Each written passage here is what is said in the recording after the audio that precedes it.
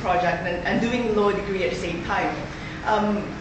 As you know, when you're doing a law degree, it's a lot of black letter law, reading articles, learning about the law. But what the Innocence project did, it really put the law into context. So rather than just reading about the law, you're working on real cases, you're looking at witness statements, you're doing legal research along with your studies. So in in the law degree in Bristol, in your first year you do criminal law, in your second year you do something called crime, justice and society.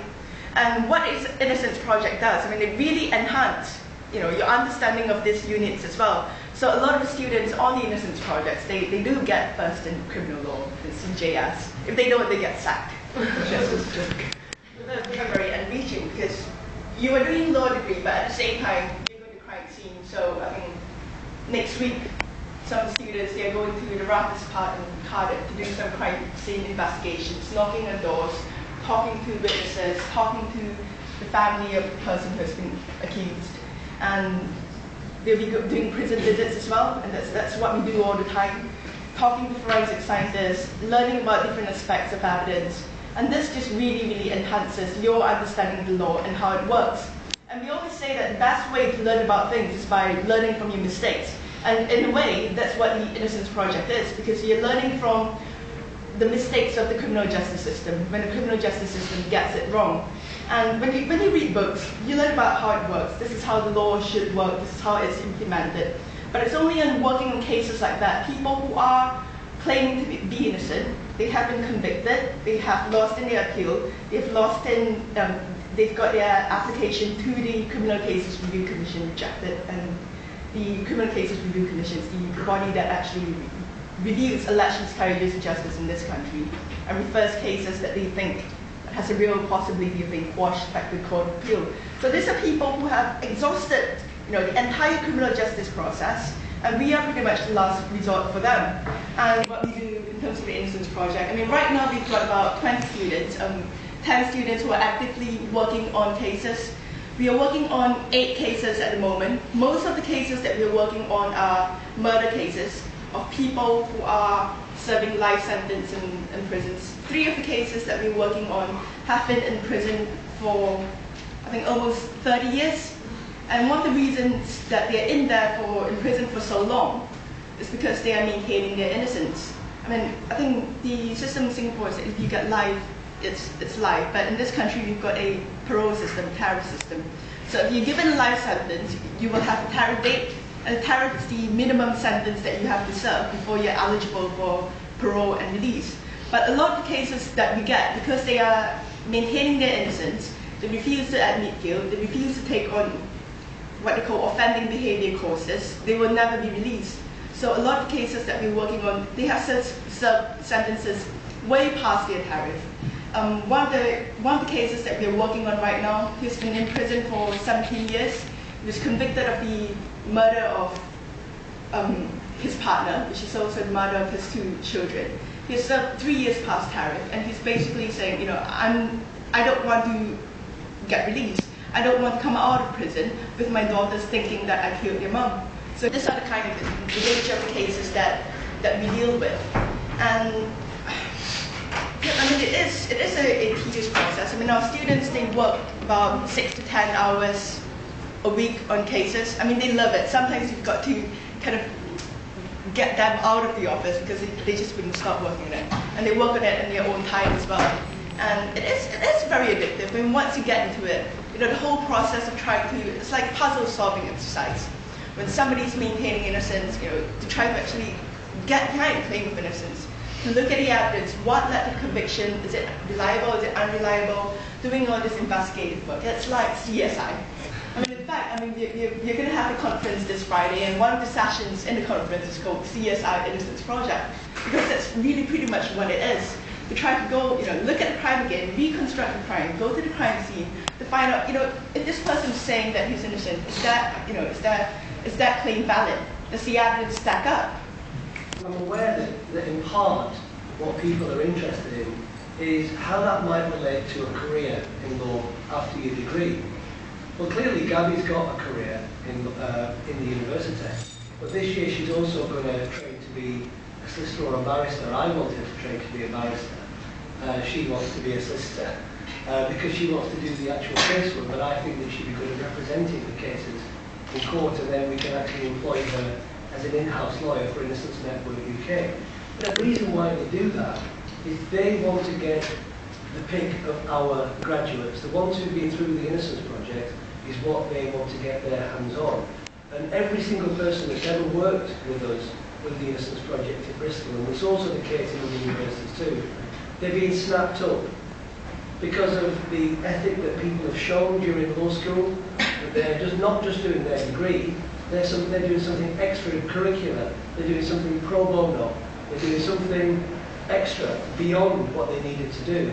It does offer a lot of extracurricular opportunities. So if you're interested in the work we do, you join the Innocence Project. But apart from that, we've got things like Howard League, where students work with young offenders, talk to them, give them, I think they give them tuition or something, don't they? So they're just different opportunities that you can, embark on to try to not just enhance your CV, but enhance your education in Bristol in general. And I think one thing about Bristol as well is that if you are, as you're doing a degree, and if you find something that you get really passionate about, like human rights or different aspects of law, you can actually develop that. You can actually, organize.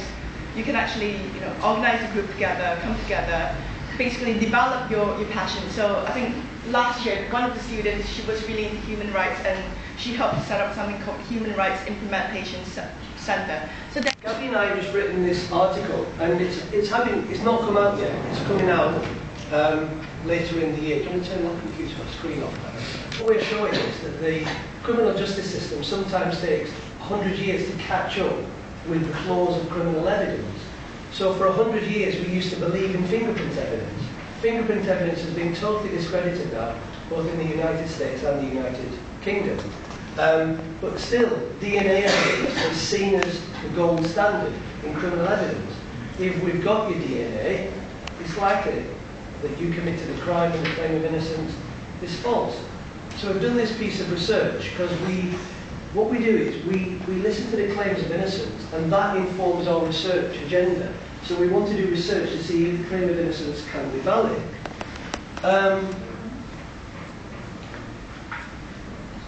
When you go to a crime scene and they find pieces of biological evidence,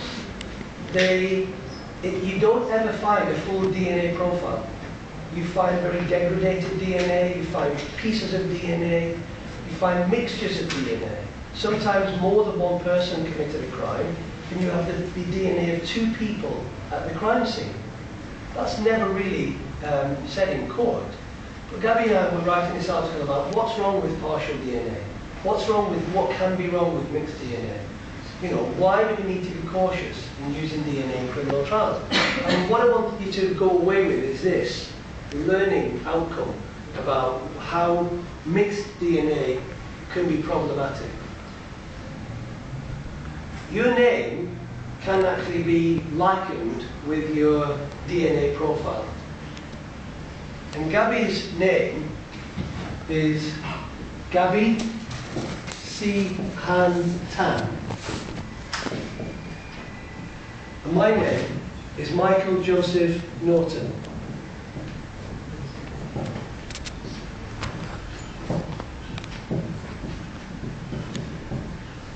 Now what happens is, if you've been convicted, what's your name? Can you tell me your name? I don't know you. Do I know you?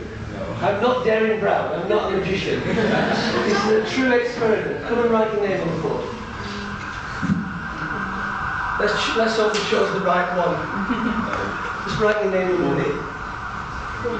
If you want, yeah. Oh God, you'd have a big name, eh? Damien.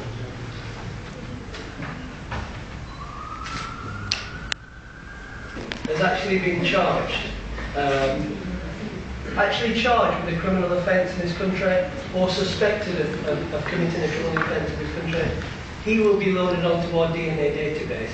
There's still an argument about whether or not he should be on there if he's not convicted. But certainly if he's convicted, even of a minor offence, you will go onto our DNA database and leave some elements of our DNA. And in this article, but we've never committed a crime before, so we're not on the DNA database. So what they do is they take our DNA profile, or parts of our DNA profile, and they run it through the DNA database, and it starts to throw up people who may have committed the crime, or certainly the way it's worded is, who cannot be excluded as a suspect of committing the crime that we committed. So also what comes into play, they don't need a full DNA profile from what they throw up from the DNA database to say that that person is a suspect and that person may have committed the crime. So let's see where we go with this. Gosh, you've got lots of W's in your name. Have we got any D's there? No. Could I invent a new name for myself? This is my new Chinese name. Hold on. WW, no. Yeah.